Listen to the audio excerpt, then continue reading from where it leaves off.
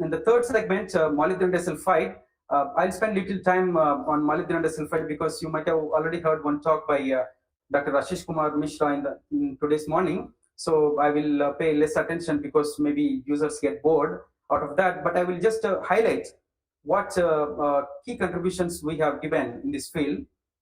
And in the last and final segment, that is a black phosphorus exfoliation. So this is one of the very recently rediscovered material, but still it is a 2D material. But the way phosphorus atoms are arranged in a black phosphorus is completely different compared with other layered materials. That can be graphene, that is a mono element, that can be a stannine or bismuthine. So there are many mono element atomic layered materials are there. So I mean mono element in the sense, if you see graphene, carbon is the only one atom, because we call that as a mono element. Whereas if you see this material is a molybdenum disulfide, it has a molybdenum and sulfur atoms. So you can call this diatoms. So if you come to the black phosphorus, that has only phosphorus. But if you compare the structure of black phosphorus and the graphene, you will see the completely different scenario. So with that brief outline of my talk, let's move to the next slide. So, well, as already introduced by Jaydev, so we are SRM Institute of Science and Technology. We are located, 40 kilometers away from Chennai. Well, this is a nice scenery, kind of a suburban area. One can reach SRM campus, mainly Kattankalathur campus, because SRM has many campuses. One is in NCR Delhi and Modi Nagar and Ramapuram, and there is another equally important and equally rising university in Andhra, located in near Guntur, SRM University AP campus. That's also going in a very good phase. So this campus where we are staying now, Kattankalathur campus, is the main campus. So it's located in a suburban area with a 250 acre, and we have IG Car is nearby, and IIT Madras also is nearby, and Anna University, Madras University. So there are many central and state universities are near to our university in case we want access to some of the facilities that we don't have, and even for the collaboration. So there are many combination of advantages that we get because of the prime location. So well, these are just photographs of our campus. This is the entrance, and the first photograph and second photograph is a tech park, because it's mainly for more than 30,000 BTech students will be here. And this is the third photograph is the Ganesh Auditorium that actually stays without any pillars, and it can accommodate more than 5,000 capacity. And this is a scenic panoramic view of SRM ISD campus. So because our the main objective of my talk and this STTP, we're going to talk about the latest developments in material science and engineering. I just want to briefly mention that we have the facilities which are online that anybody can book, whether we can book or either internal or external. Anybody can access this latest equipments. For example, XRD is a Bruker D8 advanced. It can do small angle and wide angle X-ray diffraction, and we have a micro Raman spectrophotometer that has 4 different lasers. Any kind of a material can be characterized. It can even go, we can even record spectra, Raman spectra at very low temperatures. It has a temperature controlled stage, and we have a Geol 2100 TM, along with it has ADAX and SAD patterns also can be recorded. So the link is here. That is SRM SIF SRM online. If you can access, that will be great. If you want any help, yes, we are there to help you. It's a pay and use facilities. So that's one of the facility, and in the second set of facilities again comes under SRM Central Research Facilities. We have the X-ray photoelectron spectroscopy, spectrometer, and vibrating sample magnetometer, and there are many equipments which can be used for material science and engineering, nanoscale, even for chemical engineering. Some of the equipments like gas chromatography and all those things can be used. So with that brief introduction about the facilities, I would like to move to the next slide where I can introduce what are the layered materials. Okay, so layered materials are basically, if you we know zero-dimensional materials, we know one-dimensional materials, and we know 3D. We know what we see every day in our life. They are bulk materials because what the resolution of our eye is a few millimeters. And if you want to see much smaller than that, what we'll do, we'll use either optical microscope or transmission electron microscope, depending on the diffraction limits that it allows. So depending on the wavelength of the light. So based on those observations, we can classify the materials, especially the nanomaterials, into three categories.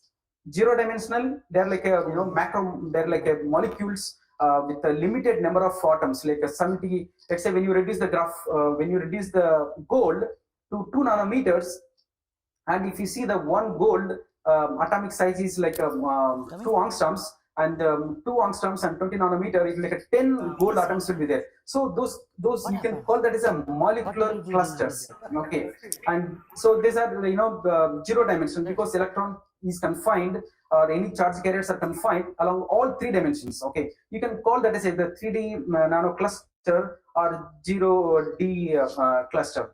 In other segment, in other sections, we know nanotubes like carbon nanotubes are very famous, and carbon nanofibers, zinc oxide nanofibers, zinc oxide nanorods. So there are like permutations and combinations of one-dimensional morphologies are possible with many elements in the periodic table that we see. Especially zinc oxide, we can take many forms in a 1D, and we know the 3D. So the interesting thing that we are going to see today are not films and coats, but 2D materials, or these are also called as 2-dimensional materials, or you can call that as a layered material. So there are different nomenclature that people follow. So the unique structure of this 2D material, if you look at this here, okay, so let me check the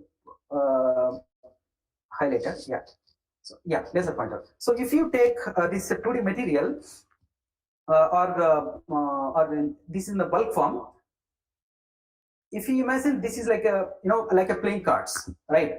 You keep all the playing cards like a stack, and take one playing card. So imagine that one playing card is one single material, one layer. So when you stack all together, it will become a bulk. When you remove one single layer from that, you will call that as a single layered material.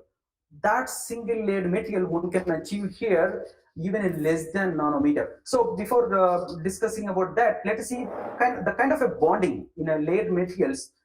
You can always see the covalent bonding. Covalent bonding is very strong. You need at least 1 giga. I mean, the ultimate strength will be more than 1 gigapascal. So without introducing the type of material, I am defining what is a layered materials. So the covalent bonding will be there in plane and through plane. When you see when you go along the z-axis, that like the bonding between the 2 playing cards is not a covalent bonding. That is the weak bonding. You can call that as a van der Waals bonding.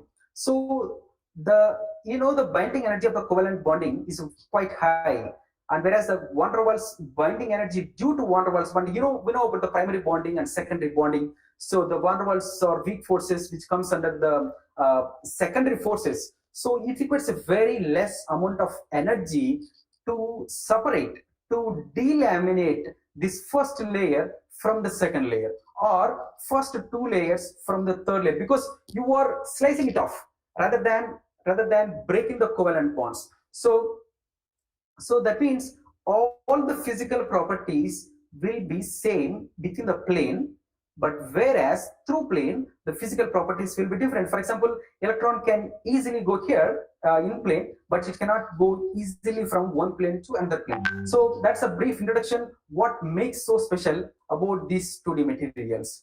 So let's move to the next slide. So in this slide, one can have a question. Okay, so this is a very recently developing field. How many materials are there in this landscape, and how do you define this materials landscape?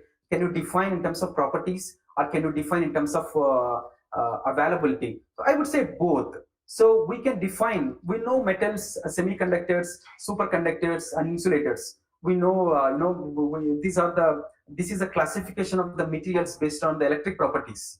So but it's a quite variety of materials. But within this 2D segment, if I come here, one can find insulator, semiconductor, half metal, semi-metal, metal, and superconductor. So within the class of 2D materials, I can find any material starting from insulator to the superconductor, starting from very low electrical conductivity to highest electrical conductivity. So those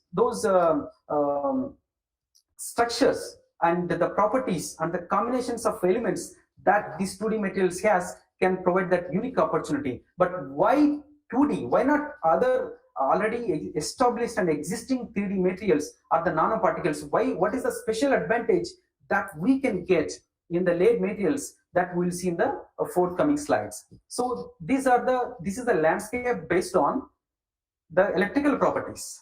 And now one can count actually how many materials are there. So to my knowledge, there are more than 300 or 400 layered materials are there so far. And some are naturally occurring and some are artificially made. For example, if you look the graphene, and well, in the case of graphene family, you will find graphene and white graphene and boron carbon nitride and fluorographene and graphene oxide. All comes under the graphene family. Now, graphene and boron nitride, this is a black graphene, and HBN, hexagonal boron nitride, you can call that is a white graphene. So they are both isoelectronic in structure, and the lattice parameters also very similar, graphene and boron nitride. That's the reason, recently if you see some of the papers, when you keep graphene and the boron nitride, because they are isoelectronic and their lattice parameters are the same, and because of the matching symmetry and matching lattice parameters, what will happen? They self-assemble themselves, and then there will be perfect heterostructure between the graphene and boron nitride can happen. That's because of its isoelectronic similarities. Whereas this graphene, when you coat with, this is a conductor. Graphene is a conductor. Basically, it is a metal, and its resistivity, its conductivity is a 10 power 5 Siemens per meter. Of course, through plane maybe 10. Through plane is 10, but on the plane, if there are no impurities, if there are no defects, you can find 10 power 5 Siemens per meter. This conductivity can match that of some of the metals. Now the advantage of graphene here, its density is just a 2.3 gram per cc. And whereas the metals that you take, nickel or iron or cobalt or some other metals, if you see, they're like 7 gram per cc. So one can make lightweight devices or lightweight materials or lightweight composites with the graphene, because the density is very high, and one of the important property that we'll see, it has a superb properties that one can exploit to the extreme level. So, and another section, these are like a completely conductors. Well, sorry, but the fluorographene is not a conductor. When you add fluorine to the graphene surface, that means each carbon atom will be bonded to the fluorine, and it will take all its electrons, and the graphene will become an insulator when you add fluorine to that. So the fluorographene, and even graphene oxide, when each and every not each and every carbon atom, but 35% of the carbon atoms, when they are bonded to the oxygen by forming a carboxylic acids and carbonyl acids, it will form a kind of a semiconductor that can be exploited, that can be exfoliated. Graphene is highly stable. We know that graphene powder is available, but graphite is basically a naturally occurring mineral that we see everywhere on the planet. It's available in the earth crust. It's available in the American continent. It's available in the Indian continent, especially in the Gujarat and Tamil Nadu and near Ropar and Arunachal Pradesh. So graphite basically naturally occurring. Why graphene is so special? Because we got a plenty of graphite that one can use it. So definitely the devices and the kind of a composites will be very cheap. That's the biggest advantage. So in the 2D chalcosenites, we have a molybdenum and sulfur. Basically, these are called as transition metal dichalcosenites. So molybdenum disulfide, tungsten disulfide, molybdenum selenites, tungsten selenide, tellurides, and zirconium selenide, zirconium telluride. So it has a basic formula of MX2. M stands for transition metal, X stands for halogen. So it can make a bond and it can still exist in the van der Waals based 3D bulk materials. So that materials will give a chance to exfoliate it. So, and also 2D oxides are there, molybdenum trioxide and layered double hydroxides, mexines, perovskites. So every day new and new materials are getting discovered in this two-dimensional field, so that has a different property and people are exploiting. So some of the stable 2D material structures I have kept here. As you might have heard a lot on the graphene, because it has only one element and it has got a Nobel Prize in 2014, and Professor Andrew Game and Professor Novoslo got Nobel Prize for this material. And the molybdenum disulfide is here. This molybdenum disulfide, you can see the molybdenum is sandwiched between the two sulfur. So the yellow one is a sulfur plane and the molybdenum atom is sandwiched between these two. So it can exist in the different polymorphs, 2H phase and 1T phase, 1T prime phase. It's basically semiconductor. So this is a conductor, this is a semiconductor, and this is a newly rediscovered materials, that's a black phosphorus. Look at the structure here. It's a perfect plane. It's a perfect atomically clean, atomically flat. But if you look at the structure of black phosphorus, you have corrugated structure. So that corrugated structure give you very special properties to this material, especially electrons and holes will behave differently. And the layered double hydroxides with a complicated atomic composition, but they're also getting exploited in anode materials and in the polymer composites, and for water splitting, even for the hydrogen generation. So, well, this, as we know, there are plenty of 2D materials, but if you look at this material graphite, that's naturally occurring. I'd say 1 kilogram is just like some 300 rupees. Now 1 kilogram, if you can convert 1 kilogram into 1 kilogram graphene, so that is 1 kilogram graphene high quality today is at least $100,000, a easy $100,000. You are converting 400 rupees to $100,000 because of the unique combination of physical properties that graphene has. But so far nobody able to convert 1 kilogram graphite into 1 kilogram graphene, because in both graphene and graphite, both are carbon. We are not losing any material. We only want to find a technique which can delaminate the van der Waals forces. So it is so crazy, isn't it? We say that van der Waals forces are very weak, and we say that we need a very less amount of energy to delaminate the graphite into graphene. That means to take the top link card, but still there is no method which can convert, which can have a yield of 100% of graphite to the 100% of conversion from the graphite to the graphene. So this is another, the molybdenum disulfide. We have got some of the samples from the Sweden mines. They found in Germany and Sweden, they found naturally occurring molybdenate. Molybdenate is a ore. In that molybdenate, majority of the compound is a molybdenum disulfide. So these molybdenum disulfide, shiny and metallic luster, those materials can be directly exfoliated. Even we have given some trials from the samples that we received from the mines, and we still get the same result what we get from the molybdenum disulfide powders. That means there is clearly a big challenge to convert these crystalline and bulk three-dimensional van der Waals materials into atomically thin and atomically large materials from the bulk theory. It doesn't matter whether you follow sonication or shear exfoliation or any top-down and bottom-up approach. Well, here these minerals can be used mainly in a top-down approach, because you are taking the bulk material converting into small. But whereas in the bottom-up approach, you take a very special molecules like acetylene and C2H6 and C2H4 and thermally decompose them and deposit in the substrate. We'll see some of the advantages and disadvantages of methods. And there are even vermiculates, mica, and phyllosilicates. So you will get lots and lots of 2D materials that we can play with that. It's a very recent and latest developing materials. That's the reason many countries have the separate centers on this field.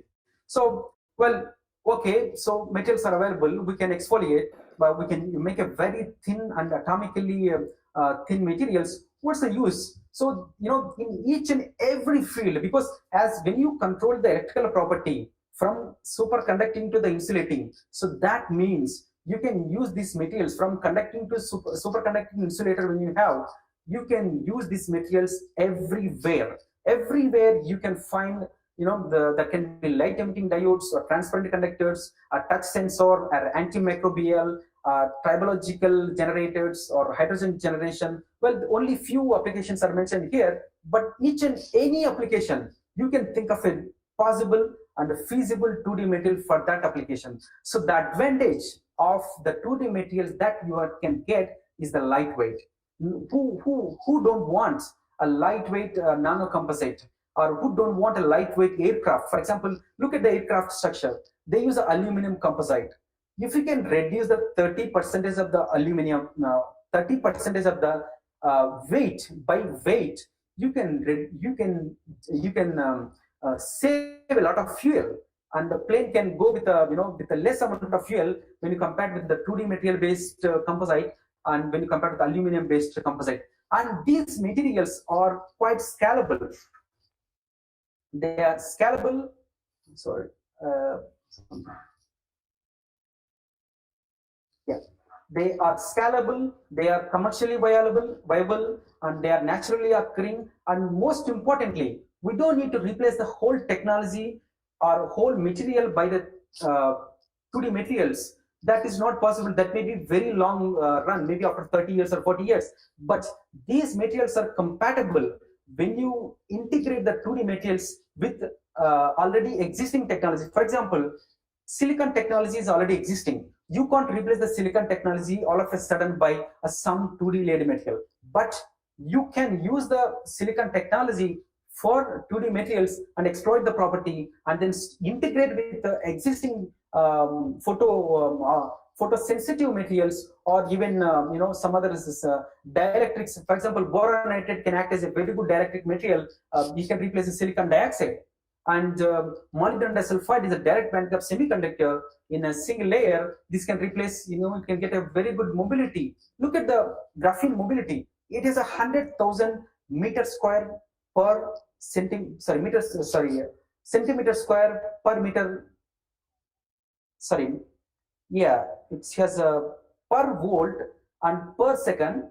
The mobility is 100,000. So if you compare that value with the silicon's mobility is just a 300 or 400. Now it's a much higher, higher foldings these 2D materials has in terms of electronic and other properties. And the strength of graphene, if you can imagine, 1 gigapascal and 1 terapascal and 130 gigapascal. Those are the ultimate strength and mechanical strength of the 2D material. So with that, due to that combination of unique physical properties, each and every continent, there are many countries, they have their own centers in a 2D material center. For example, UK has a Cambridge Graphene Center, and and also National Graphene Institute in University of Manchester, and NUS Singapore has a separate center on 2D. And now Europe is spending almost like a €1 billion project.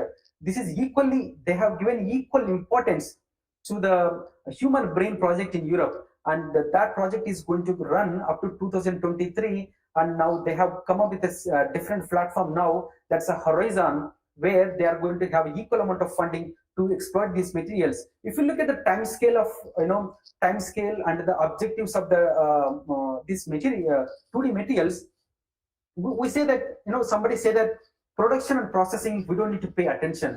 If you can bring the property, and if you can integrate into the system, we'll get a very good devices. But that is the traditional approach that has been proven very nicely for the 3D nanoparticles. But in the case of 2D materials, whatever the property you are looking for, that completely relies in a production and processing. So it has an equal weightage that there are many groups across Europe and UK and America and China and Korea. They are spending a lot of energy and time. Even in India, some of the groups are very promising, and they are, but not in a top-down approach, but they are very good in a bottom-up approach, especially in IAC. There are a few groups are working on this making a kind of molybdenum disulfide based photo sensors that can have a very good pixel quality, and that can replace the commercial and already existing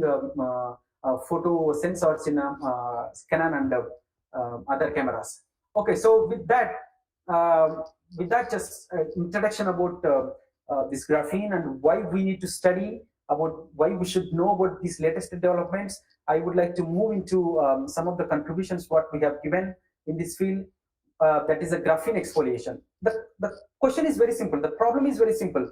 You have the playing cards, and I want to remove the one playing card. You have the stack of layers, and I want a one layer. That one layer, it has a exceptionally well. It has a thermal conductivity of 3000. It has a thermal conductivity of 3000 watt per meter Kelvin, and this is one of the thinnest material. One can get a 0.34 nanometer. Imagine 0.34 nanometer. That means a 3.4 angstroms. You could see, the real quantum confinement of charge carriers when the dimensions of the material reduce to 0.34 nanometer. And if you look at the distance between the two carbon atoms in a graphene, they are very close. I think it's a 1.45 picometer. And the electronic configuration of carbon, 1s2, 2s2, 2p2. So there are like a sigma orbitals and pi orbitals will be there. So these pi orbitals, these pi orbitals will be perpendicular to the plane of carbon atoms. So they are not in plane, they are perpendicular. So these pi orbitals are very dense and they overlap each other. That means the pz orbital of this carbon atom, and this hexagonal symmetry, they are completely overlapped, and the electrons in that orbital is completely delocalized. So the concept of delocalization you can very well understand from the pi conjugation. So the electron is no more confined to this particular atom. This is confined to the whole plane. It doesn't get any scattered. It does not have a much scattering, and the electron will move much faster than other traditional materials. And another advantage of this overlap of pi orbitals, they are so dense, not even helium gas cannot penetrate through this membrane. That's why it is the most impermeable membrane, and you can call that as a barrier material. If you can make a very good quality and high quality graphene, you can even it can act as a very good barrier. For example, I'll tell you one example. Beer bottles, right? The plastic beer bottles are made up of PET, polyethylene terephthalate. So these beer bottles, sorry to say that, but that's a quite a good example I can take. You need to retain the carbon dioxide inside, and you should not permeate. The material should not permeate any oxygen from the atmosphere to the inside the contents. So when there is a permeation of carbon dioxide and oxygen between the plastic membrane and the atmospheric environment, you are going to lose the taste of PET. You are going to lose the taste of beer. But when you mix this graphene, which is a perfect impermeable material, you are not permeating any oxygen and any carbon dioxide through that barrier. So that is that this example, most of the time it will go to the public very easy. But that is thanks to the exceptional properties of graphene. But now the basic question now is, well, we know that there are lots of applications are there. For example, think of a composite, a polymer composite. My PhD thesis was a part of my PhD thesis was on a polymer composite. What we do in a polymer composite is very simple. You take a polymer, you take a nanofiller. Your polymer has some properties. Your nanofiller has a very good properties. Now I want to make a composite by adding a nanofiller into the polymer so that the Young's modulus and the mechanical strength can be improved, right? So for that, we need to have enough material. So that means in a laboratory scale, I talk about milligrams, at least some 50 milligrams or 100 milligrams to test the device, to test the material, to test the performance, to integrate with some other material. Whereas for electronics, you might need a much more material, but that is done by other methods. So there are plenty of applications are there where you need a lot of material. You need a scalable technology. You need a scalable processing technique. So in that direction, I would introduce this is one of the famous technique, micromechanical exfoliation of graphene. What they do is very simple. This is a method where our Nobel laureates Andrew Gill and Novoslev, they use the same technique. And I know one group in US Singapore, they are Barbaros Olympias. If you visit their laboratory, they use only this method. They use only this method. The simple works, this method works very simple like this. You have a graphite, that's a black, this experiment have only two components. One is that is a HOPZ, highly oriented pyrolytic graphite, and this is a tape. So anyone, even kids can play actually, unless they don't inhale, it's fine. So you just fold it off by sandwiching the material, and then do this kind of exercise, and like that several times when you do. So that means you are taking a thick film, and I'm peeling it off. So when I peel off for the first time, I may not get the single layer. I might get some 4 layers. So what I will do again, I will apply the Scotch tape on this broken piece and then peel it off. Okay, so like that, when you do the repeated steps again and again, depending on the skill of the researcher, some people will get within 5 to 6 attempts, they will get a mono layers, and some people get after the 10 attempts. So at the end of the day, at the end of this experiment, you are going to see a single layer graphene on silicon substrate, or on this. You can just by keeping under the optical microscope, you can easily see that single layer graphene, that thickness. This is the AFM microscopic image. You will get less than 1 nanometer, and this is the purest quality of the graphene one can get by this method. But the problem is, it's you can't produce more than microgram. If you want to produce 1 milligram, you need days and days, and it's a very laborious, and it's a highly impractical to collect the sample from that. So I'm talking about the advantages and disadvantages. So, but these samples from micromechanical exfoliation, you can happily make devices. You can make a two-film transistor. You can deposit the 2 electrodes on the top of it, and silicon dioxide.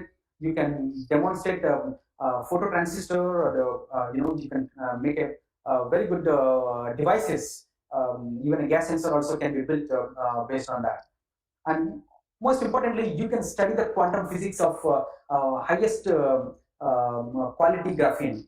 But that's not sufficient for the end user. That's not sufficient for applications, because the globe is big. We are working on a multitude of applications, and everybody wants, every industry wants their specific purpose to be fulfilled. So the chemical vapor deposition has come. So I don't drag this chemical vapor deposition, but this is very simple. You have a C2 carbon molecules, sorry, C2H4 molecules or CH4 molecules, and this will be operated at a very high temperature, around 900 or 1000 degrees centigrade. When these molecules come to the substrate in the hot zone, what they do, they thermally decompose, and the carbon will segregate in the presence of a catalyst, and it forms some hexagonal rings. So the dissolution of a carbon and segregate, and then forming a hexagonal. Hexagonal is the most stable geometry. So now, well,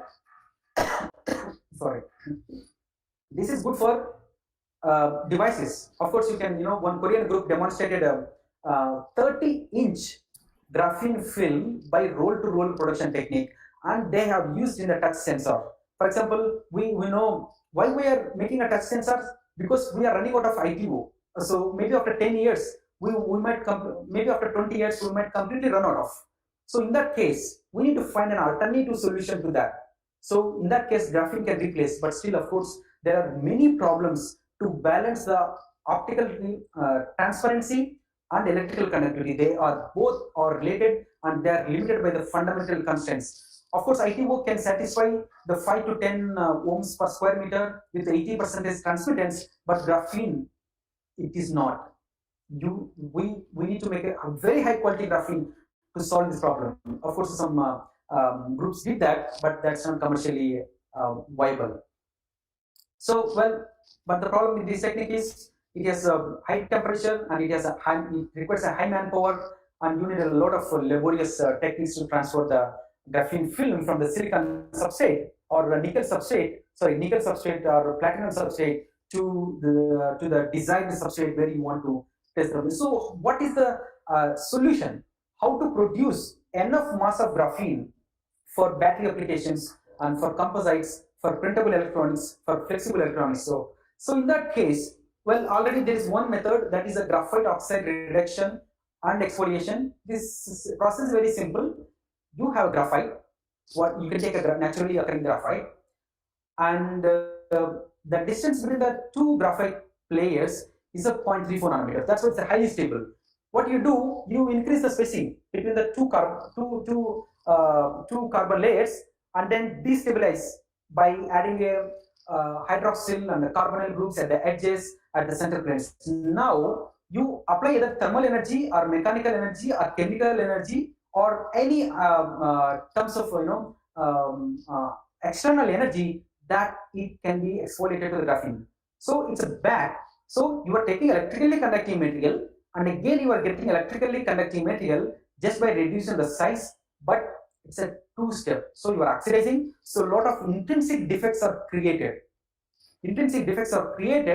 And then you are sometimes residues of reducing agents will be there. So that will spoil the quality. But the positive side is, of course, if you achieve grams of graphene for some applications, you don't need a very specific amount of defects. You can still use. That's why there are many companies are there based on this graphite oxide and reduction. One of my own innovation long back, I just want to remind. So you have a graphite we have taken. So we used to play, when we were kids. You have a sun give plenty of energy, especially in the Tamil Nadu and Chennai region. In the hot region is super hot. Of course, Rajasthan much hotter than that. And this method, if you can implement in the Rajasthan, I think it will be we'll see completely different result. So basically, how it works, you have when you use a convex lens around 10 centimeter, you are focusing an amount of energy to a narrow space. There, the temperature here within 5 seconds, temperature can get to 300 degrees centigrade. So the temperature rate is much higher than all commercially available and existing techniques. That's the reason within 5 minutes we are able to convert this graphite oxide into fluffy and black-like graphene. And you can see here 200 milligrams of graphite occupies this much volume. 200 milligrams of graphite oxide occupies this much volume. But look at the 200 milligrams of the graphene, exfoliated graphene by this method. It has a very high surface area and a very good conductivity. And you can visualize how the chemical structure of graphene oxide changes when you oxidize. And now see here, the red line corresponding to the graphite oxide, and the black line is the graphite. Graphite is a highly stable. You heat it up to 1000 degrees centigrade, nothing will happen. But when you oxidize it, 40 or 50% of the carbon got oxidized by the oxygen molecules. That's why at a 200 degrees centigrade, you have an enormous amount of hydroxyl and carbonyl groups. Those molecules, when they interact with the thermal energy, they will release the enormous amount of carbon monoxide and carbon dioxide. That gas, that pressure from that gas is more than sufficient to delaminate the graphite oxide into graphene. So with that, I will just briefly mention here. You have graphite conductivity is at NQ, and when you convert into graphite oxide 10 square, 10 power minus 4. But again, after oxidation, exfoliation and reduction, you are getting the similar quality. But we are compromising with the size control, defects, and quality. So, what methods that we can think of?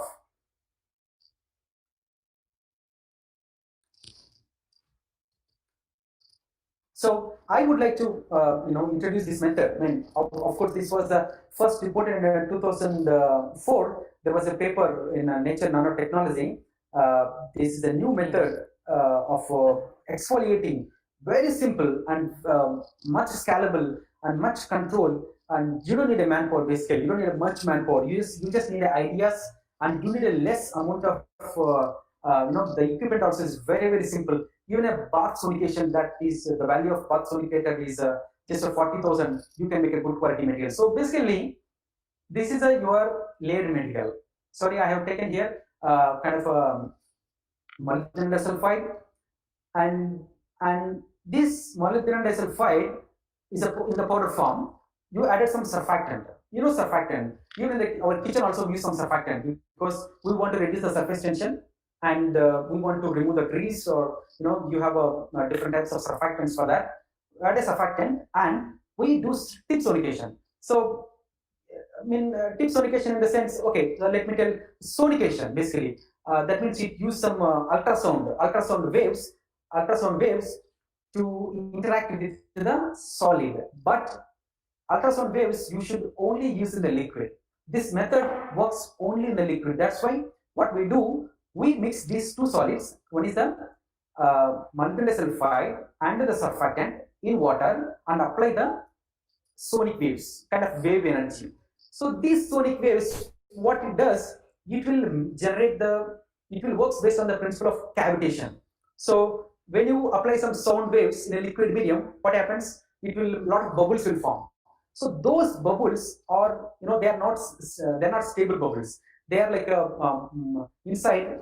If you look into the microscope or molecular dynamic simulations, micrometer bubbles will be there. So those micrometer bubbles, each and everywhere you have the solid material. So that bubble will disintegrate itself to the terminal side, and all of a sudden it will collapse. So during the collapse, you will have a really enormous and extremely high temperature and pressure in terms of high number of pascals, and the temperature also will be 2000 Kelvin. So those high temperature and high pressure will generate a lot of shear energy.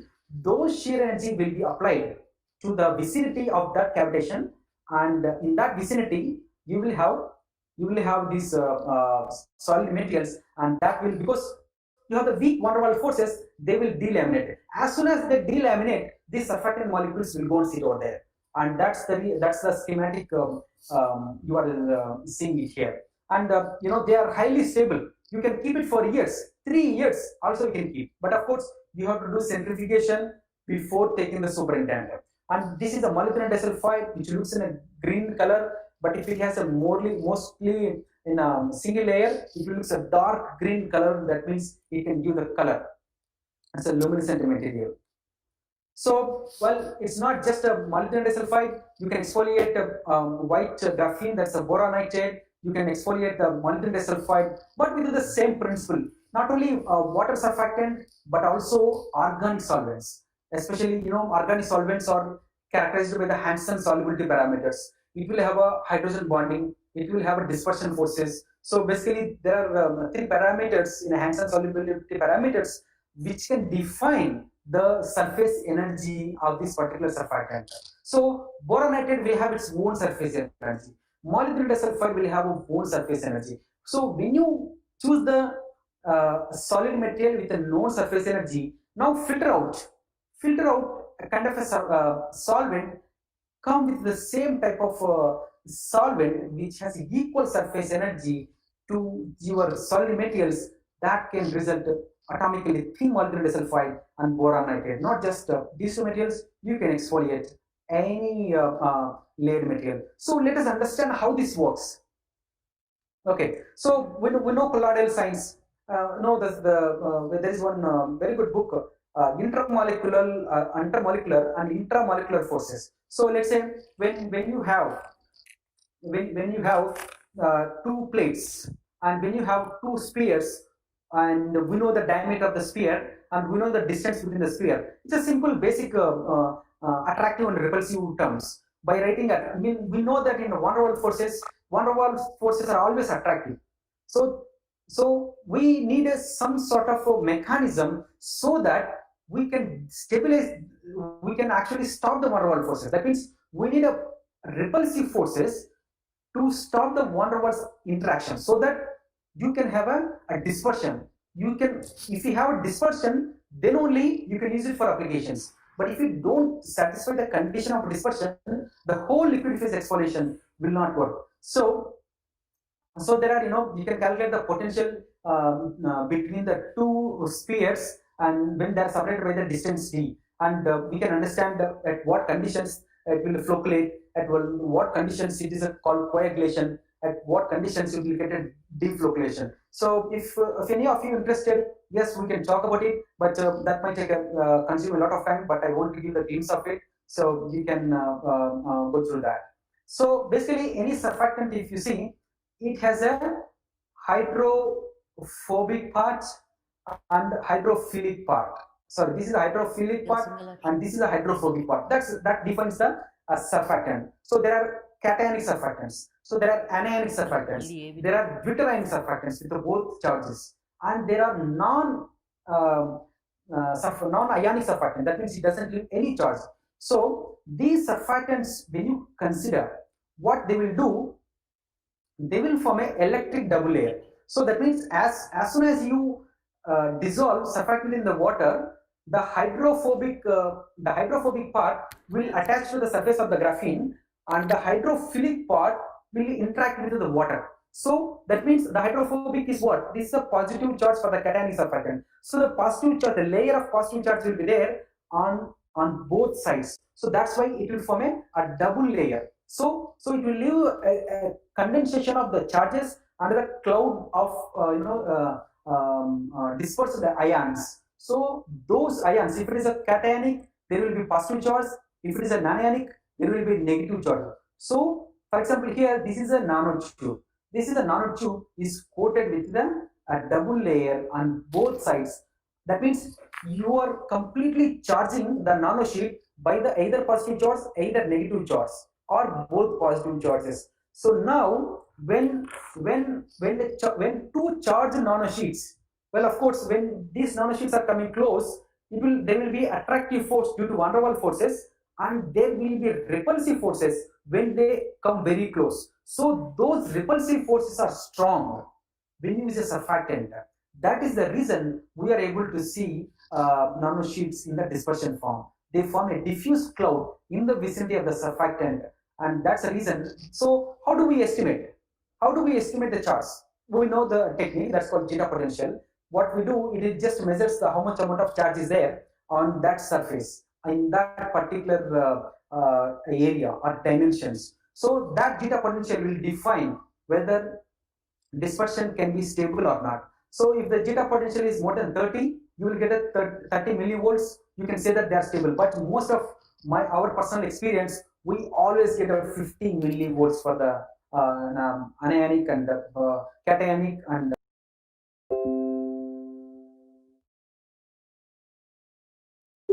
This conference will now be recorded. It will estimate the attractive potential energy. It will estimate the repulsive potential energy, because you know the zeta potential, and this can calculate the skin depth.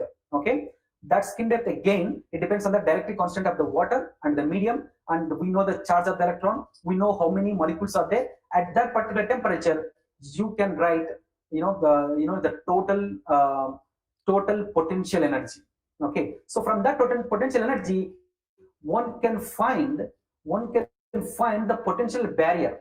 So if you can maintain the potential barrier for your dispersion is stable, right? So let's say if you go to zeta potential 50, the potential barrier, the potential height is very high compared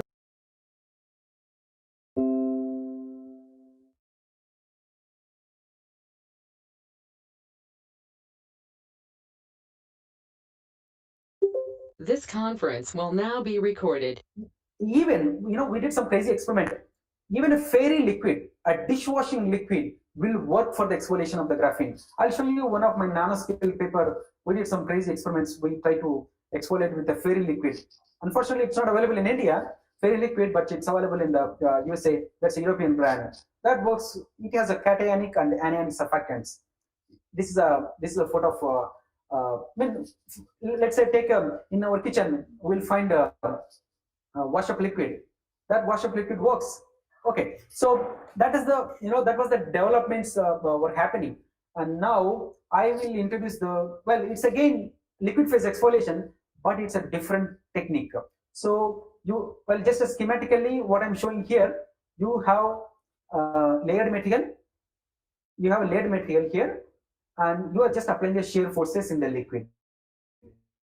So you are delaminating. So your delamination can be either sliding, or it can also lift off, or it can lift off completely. Now think of a scenario where you need a lower energy, where you need a higher energy. So imagine, for example, if you're perpendicularly delaminating the graphite from it's a plane, because you see the number of atoms.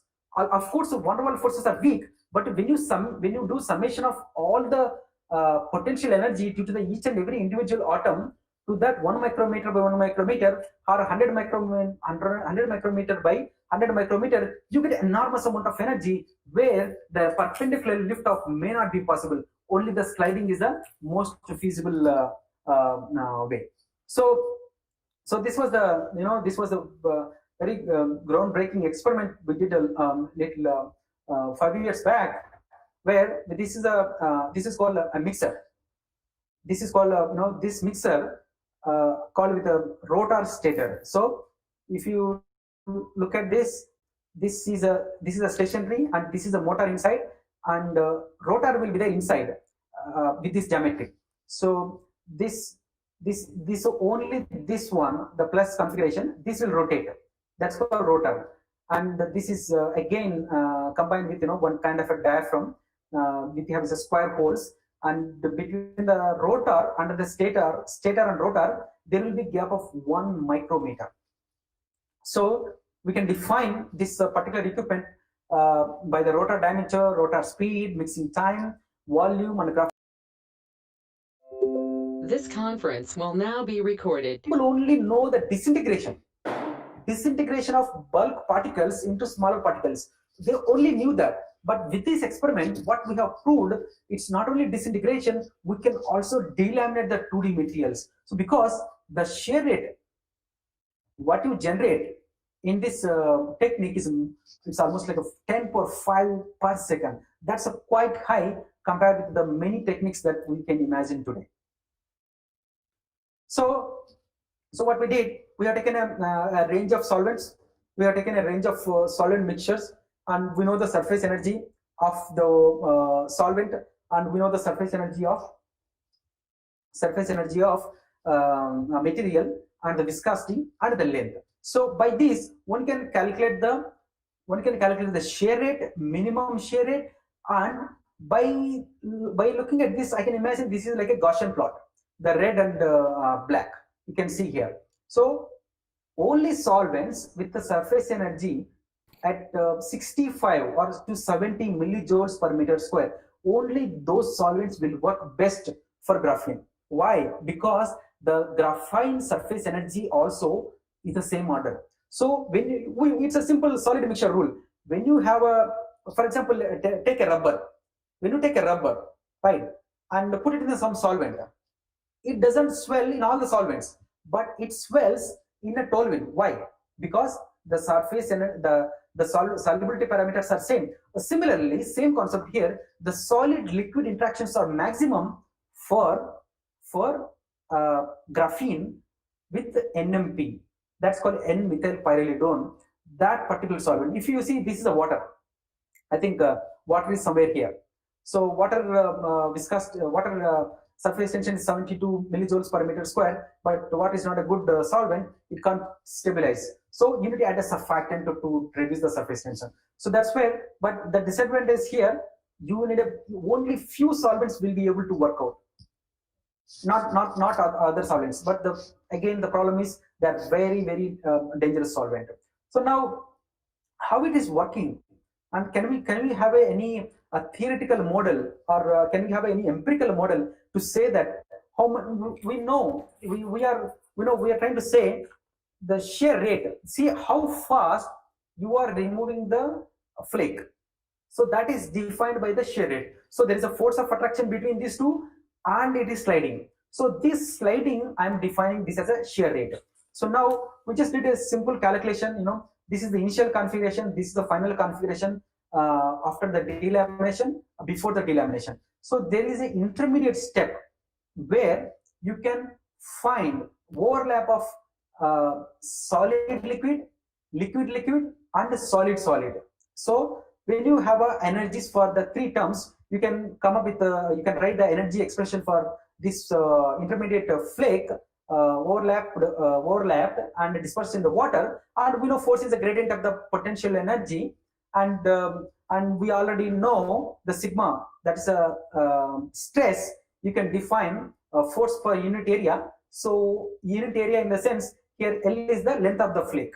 So force per unit area. So stress and strain rate, they're related by the viscosity. So by just simply substituting here, you are going to get, because we know the surface energy that can be measured experimentally. So you are going to get a 10 power 4 per second. So that means if you want to delaminate graphite to graphene, you need a minimum shear rate that is a 10 power 4 per second. So let us see what our experiments suggest.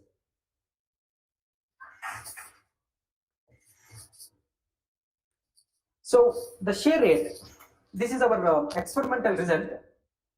On the left side, you are seeing that's a concentration versus shear rate. So here, as you see in the stator rotor, we tried with the 12 millimeter, we tried with the 16 millimeter, we tried with the 32 millimeter. But look at the maximum data points what we have here. It is almost like a linear from this data point, right? And before that, it's you just have 2 points. They're almost like the same. So there is from this data we could say that the 10 power 4 meter per second, whatever the value we got from the theoretical model, is matching with the experimental model. But you know what is the Reynolds number, you know what is the laminar flow, you know what is the turbulent flow. So when anything rotates at certain RPM, it will generate the both laminar flow and turbulent flow and intermediate flow, where both laminar and the turbulent flow exist. Now our fundamental question is, can we say that laminar flow can exfoliate the graphite into graphene, or we need a high turbulent? Hello. Okay. I hope I'm online. I hope you are hearing me. Yes, sir. Yes, sir. Yes, sir. You can hear. Okay. Yeah. So here, so what playing a role? If you calculate the Reynolds number for this turbulence mechanism, about 10 power 4, you can call that as a turbulence phenomena. So what we did, we have taken graphene flakes in laminar flow and the turbulence flow, right? And we have evaluated the performance, and we have evaluated the quality of the exfoliated flake, and we found that it's not, you don't need a turbulence phenomena to exfoliate, because in a turbulence phenomena already you will have a higher shear rates. So there is no doubt that it will exfoliate. But can that happen by the laminar flow? So for that, if you see above this line is this is a Reynolds number high. So it's a turbulence phenomena. And below this red line, it's a laminar flow, right? Between the region, we are having the blacks. Can you see the black square data points here?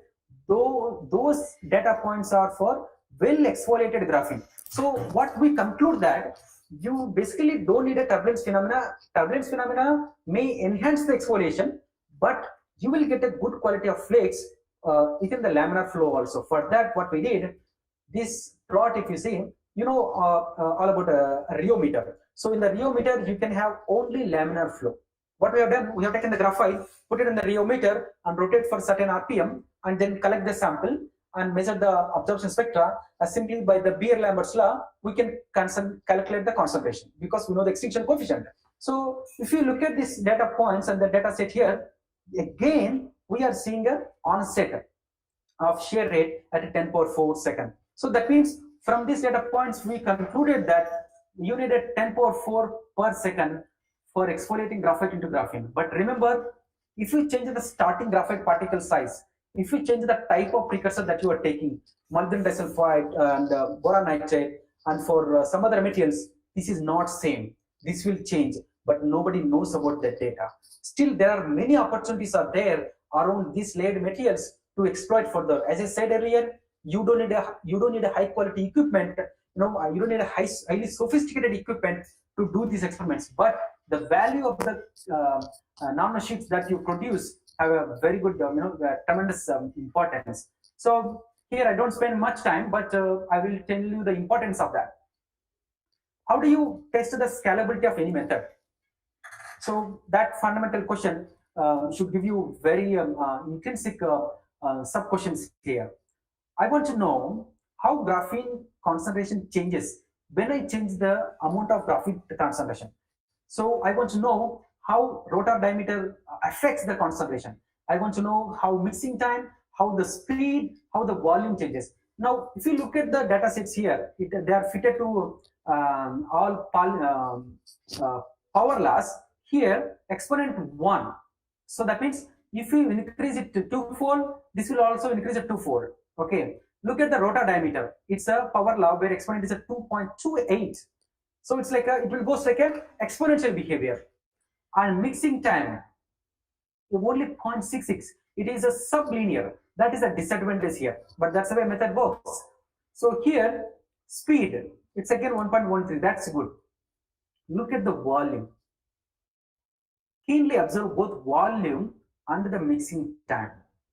Volume, when you take a 100 ml and when you take a 10,000 ml, there is a exponent with a negative component, that's a minus 0.68.